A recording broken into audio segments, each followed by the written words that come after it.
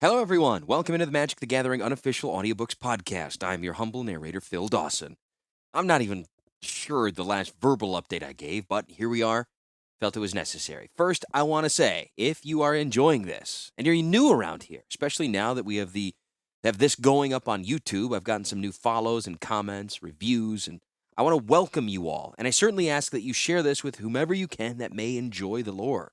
I'm just trying to get these books out in my own entertaining way. The short of this is, when I started playing Magic a long time ago, and actually after getting back into Magic a while ago, I really had no idea about the lore. And a friend who owns a Magic store in Madison, Wisconsin, where I'm from, had books and lent them to me. Shout out to Moxmania, Magic Mike. But they were incredible reads, and there were so many characters from cards and so much that I didn't know, and I craved more. And following that, making a large life move to Japan to start a beer brewery over here, there's a whole career path change. I no longer had my play group, Corey, Brandon, guys, it's good to see you, and was sent packing with just one box of cards and more books. My previous career was in radio and television, broadcasting. This became that creative outlet for recording and utilizing what my skill set had been up to that point, the last few years of transitioning into business and brewing and, now parenthood. Anyway, this is a side project from a very busy life, and it's very important to me, and I appreciate everyone checking it out.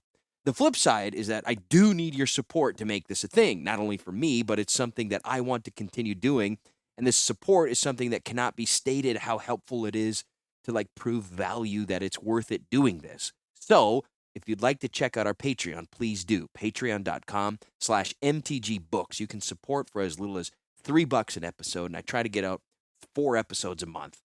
I'm also looking for sponsorship, and if you have something that you'd like to promote to the audience, let's make a deal. Let's get things cooking. Let's go. We do have a loyalty program. Working out the details. Been on the back burner for a little bit, but we'll get it.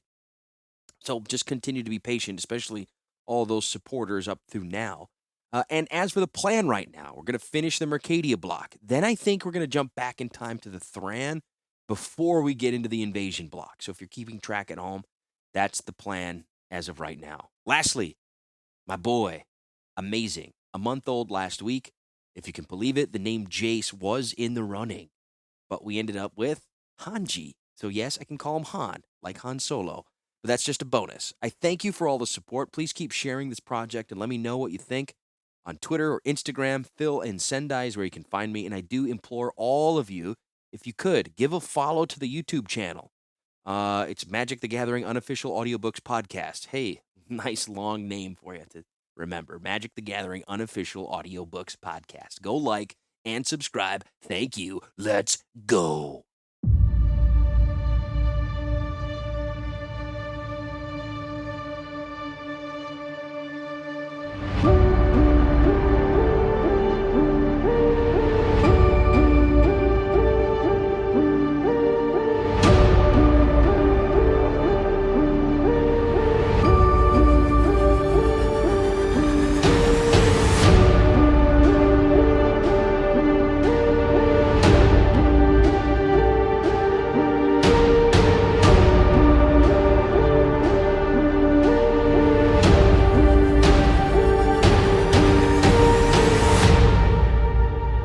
Chapter 2, Brothers.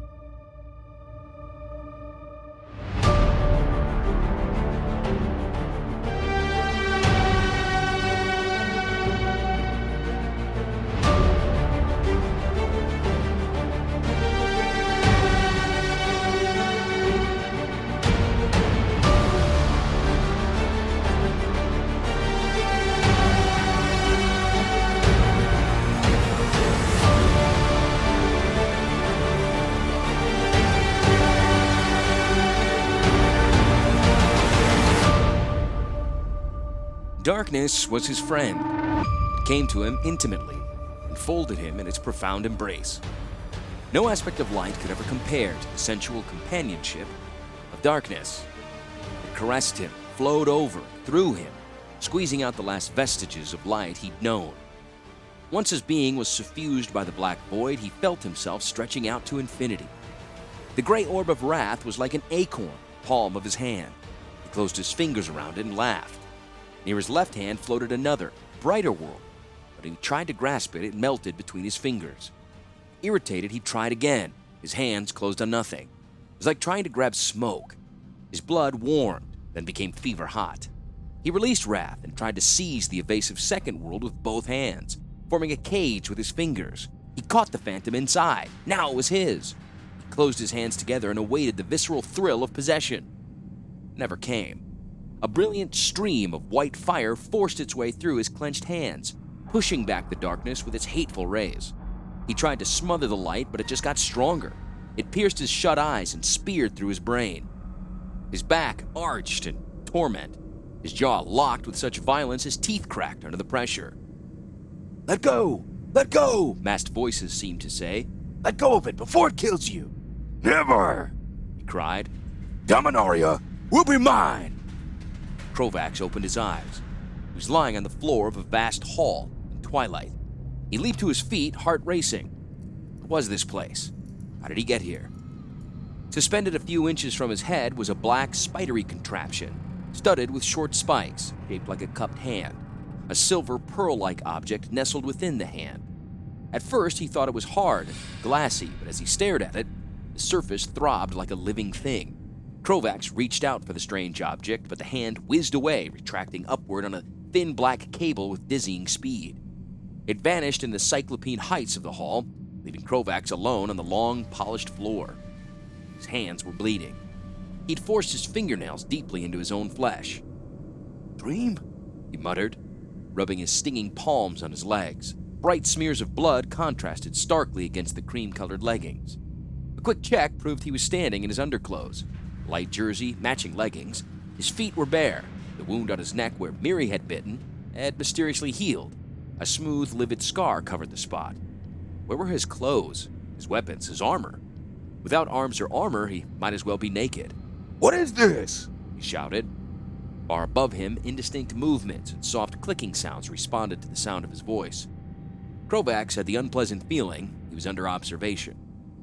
He walked along, scrutinizing his surroundings. The dimensions of the hall were vast. Weatherlight could have easily navigated above the concourse. At equal intervals, the vaulted roof was supported by enormous pilasters, decorated in a Baroque mechanistic style. Each pilaster featured a grotesque face of greenish black and chrome, yards across, its stylized mouth open in a silent roar of rage. In the distant recesses of the arched ceiling, unseen mechanisms clicked and whirred. Krovax could not imagine the purpose of such a mammoth hall. He doubled over, shaking violently. Gerard, Hannah, Miri, Selenia. Krovax toppled forward to the black marble walkway, his bloody hands sliding on the smooth, cold stone. A toothy demon leered at him from the pavement. The demon's face was his own, contorted with hatred, anger, and suffering. He smote the floor with his fist. "Why am I here?" he bellowed. "Don't you know?" The speaker was quite close, almost on top of him. Krovax lashed out in the direction of the voice. His fists met nothing. He scrambled to his feet, panting. "Show yourself, coward," he said. "Stop playing these stupid games." The air before him shimmered, and an image formed. Krovax shook his head and rubbed his eyes. The being before him was like nothing he'd ever seen. Fully 7 feet tall, the transparent phantom resembled a grisly statue made of meat and metal. Its long arms were covered with pink skin only to the elbows. Above them, its limbs were made of metal rods, pulleys. The creature wore a beaded leather wrap around its waist. The head was the most arresting feature of all. Atop of skeletal torso perched what looked like a massive head in a mask of fantastic gray and red plumes, bone and black fur. Krovax saw no visible eyes or mouth, though corrugated tubes emerged from the being's shoulders and chest and entered the mask at various points. It made audible breathing sounds like a winded dog. A gorget of brass circled the thing's wide neck. Jewels gleamed all over the creature, and some glowed and blinked with their own inner light. "I am Kirill, servant of the Hidden One," said the creature in a papery voice. Krovax could discern no lips moving on the creature, yet he heard it plainly. "You are here because you wished it to be. My master has taken an interest in you." "Who's your master? Volrath? You serve the Evankar?" Kirill's cadaverous arm made a dismissive gesture. "Speak not the traitor's name." the one I serve, has many names. The Dark Lord, the Hidden One, the First Master. He is our great lord, ruler of all Phyrexia. Krovax was impressed, but he didn't allow himself to show it. What does your master want with me? The Hidden One has watched you, Krovax, since the day you were born. He has seen the seed of greatness in you, and bided his time until you recognized it in yourself. That moment has arrived. Once you chose to follow the path to power, you became his servant. But greater things await you, Krovax, if you have the vision and the strength to accept them. He scowled at the Phyrexian. I'm no man's servant. You hear? Certainly not submitting myself to your Dark Lord. I've ruined my soul already with hatred and murder. But I will not bow to anyone in this world, or yours. Kirill glided past Krovax. The hair on his arms prickled as the Phyrexian's projected image passed. In his wake, Kirill left a strong odor of ozone, as if his presence singed the very air. It's common for birth pains to be painful, Kirill said, proceeding down the concourse. What's important is how one deals with the pain. Do you let it defeat you, or do you return it tenfold upon those who caused it? What are you saying? The deaths, the angel Selenia, and the feline Miri were not accidents. Who is responsible for these acts of pain? I am. That is the weakling's answer. You were not bred to be weak, Krovax. Who started you on this journey? By whose hand did you arrive on Rath? His face burned. Rod Capuchin. Kirill moved on. Krovax watched him go. It was unsettling to see the wall reliefs and pilasters through Kirill's image. Or was it his words that were so disturbing? Wait, Krovax said. Kirill vanished, only to reappear directly in front of him. Krovax recoiled, then recovered his nerve. if all these things are Gerard's fault, why do I feel so bereft? For a moment, the Phyrexian's only answer was his blinking jewels. Then, he said, Every being arrives at a moment of choice between avoiding their destiny or embracing it. The weak turn away from power and decry in others what they cannot accomplish themselves. The strong throw off the constraints of restrictive morality and recognize that ultimate good is that which is efficient and successful. You, Krovax, have not made a choice yet. You've acted accordance to your true nature as a predator, but you haven't accepted the truth of your superiority yet. Thus, you are in torment, like the fools who brought you here. Kirill pointed to the floor between them. A conical vessel with a flat lid materialized. It was made of dark translucent stone or glass. Inside the vessel, a dimly glowing yellow object moved about furtively. Your new life can provide rewards you've never imagined. Do you hunger, Krovax? Is there an emptiness deep within you? Yes, damn you! Pick up the container. Krovax hefted the jar. It was a foot high and quite heavy. Remove the cap. Kirill commanded. The jar was sealed with a strip of lead. Krovax peeled away the seal and lifted off the thick cap. Take care it doesn't escape. Krovax peered into the jar.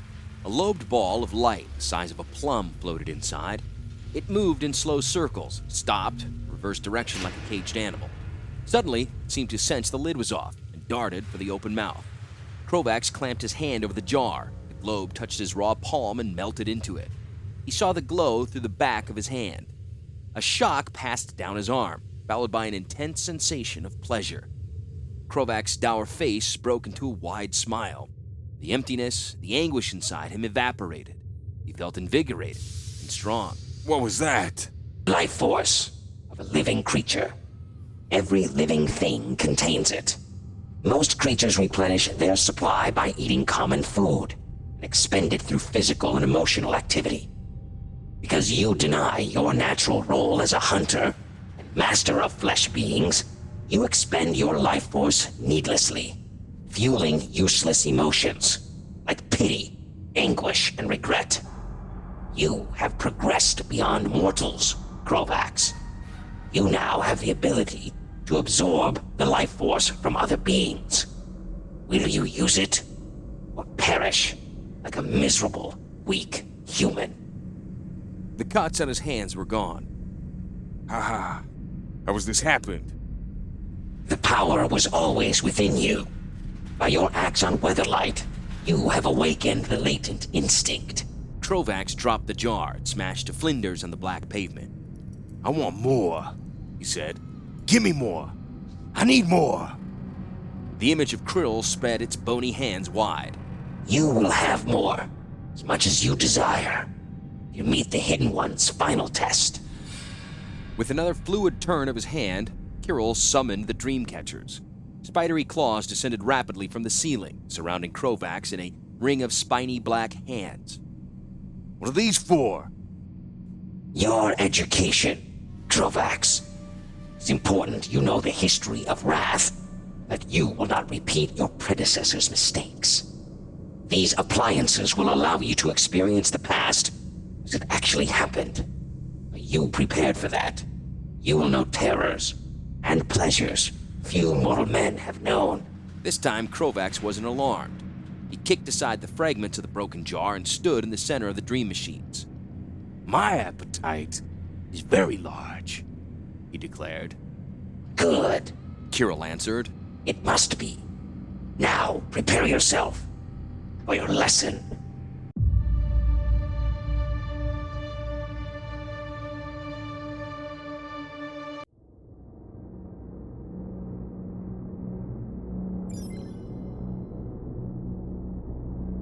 Krovax lay spread-eagled on an operating table, somewhere on the 4th level of Phyrexia. Tubes filled his nose, and a breathing mask covered his open mouth. No less than 4 Phyrexian birth priests were working on him at the same time, each with his own quadrant of Krovax's body. In the hazy recesses of his mind, Krovax knew this was happening. He had seen the full history of Rath, and he realized he was getting the same treatment Volrath had. He was being modified to fill the role of Evankar. What conclusion do you draw from Volrath's history? Kirill asked him. Volrath was a fool and a weakling, Krovax replied. He was for many years a highly effective governor. For suppressing some ragtag elves and whipping Morgs, he was fine. The first time a real challenge appeared, Weatherlight, he bungled everything. Worse, he became so out of control he abandoned his post to pursue his private quarrel with Gerard. Not good form for a man with his responsibilities. You would not make such mistakes. Never, replied Krovax. How would you deal with an incursion by Weatherlight? Weatherlight is not important. It's a vessel, a means to deliver an end. Delicate microtomes scraped at Krovax's flesh. Through all the detachment and anesthesia, the sensation, or his thoughts about the sensation, seeped in. Through Kirill's eyes, he saw his own naked body laid open on the Phyrexian operating table. His ebon skin pinned back like a supple leather, his organs still alive, quivering, his heart pumping. A high-pitched whine distracted Krovax. He saw again his own transformation. This time, a small whirring saw blade was being used to open his skull. The hulking priest wielding the saw had 3 arms, each tipped with slender metallic digits of excruciating delicacy. The Phyrexian touched the bright blade to Krovax's head, and the former member of the Weatherlight crew screamed inwardly. He felt he was hurtling through an abyss of total darkness. The plunge was all the more terrible because he knew it would last forever. He would never reach the bottom, never feel the absolving impact of death. Below him, a dim light gleamed. It grew steadily larger and brighter, resolving into the form of a glowing angel. Selenia. He tore past her, twisting and grasping at her diaphanous trailing robe. Her sorrowful face seemed blurred, indistinct. Yet when they recognized each other, the angel folded her beating wings and dropped after him. Krovax strained to reach her outstretched hands. Their fingertips brushed many times and failed to meet. Despair gave way to frustration, then to anger. Krovax knotted both hands into fists and hurled himself at Selenia. A dull red halo surrounded him as he shot upward to meet her. She opened her arms wide to embrace him. He did likewise, flushed with triumph. They met in midair, and he clasped the bright angel to him. She was not dead. Not dead. Not dead. Selenia writhed in his grasp. Let me go. Let me go, Krovax. You're hurting me. I've never hurt you. Let me go. I cannot bear it. Krovax drew back far enough to see her agonized face. He knew instinctively the power he exuded was hurting her. The same force that allowed him to stop falling and reach Selenia was now killing her. Let me go, Krovax! I'm burning! I won't let you go. You're all I care about. Feathers from her wings fell away, scorched brown. She became dead weight in his arms. They slowly turned in the air until she was hanging limply beneath him. Her robe smoldered, her gossamer hair was singed. Krovax, you've killed me. He kissed her lifeless face. Where he touched her, her lips and cheek blistered. Rather than see her beauty entirely consumed by his raging heat, Krovax released her. She spiraled down into the darkness, wings rigid in death. He covered his face with his hands. If he could tear out his memory, expunge Selenia from his mind, he might be saved from the torment of her death. Carol! Carol! You hear me? Grant me this boon! No! Said the Phyrexian. You must preserve memories of all your deeds. Why? I don't want to remember the awful things I've done. They only seem awful because you cling to inferior concepts of right and wrong. You must learn to savor your experiences. That way, you will be strong. You'll be superior to those mortals who live in fear and react to pain. Can you give me this strength, Carol? You have it already. All that needs to be done is to delete what remains of your useless moral sense. Then do it. Are you certain? What is taken away cannot be restored. Do it. An electrode, tipped with a miniature cauterizing iron, slipped into Krovax's brain. With a hiss, what remained of his painful conscience burned away.